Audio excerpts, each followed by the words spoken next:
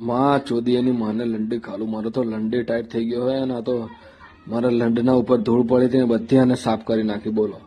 અને આપણે તો હવે રહેવાતું નહીં એની માને લંડી કાઢું. કંઈક તો કરું. હા, એક કામ કરું. પાછો એક આખો મુઠ્ઠો ભરીને ધૂળ મારા લંડ ઉપર નાખી દઉં. અને આમે મને બપોરે મધની માખી કાઢી હતી ને આપણો લંડ ચાડો જ છે એટલે આને પાછો ગમે બહુ. આ તો ચૂસી લે મને એવું લાગે જ છે.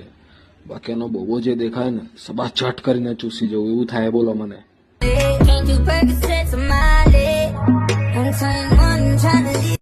હા, એની માની પોતી મારું 1.5 કલાક પેલા નીકળ્યો અને લંડાનો ઉભો થઈ ગયો. બોલો મને જોઈને. આપણો ભાવ જલવો તો ખતરનાક જ છે. એની માને છોડું.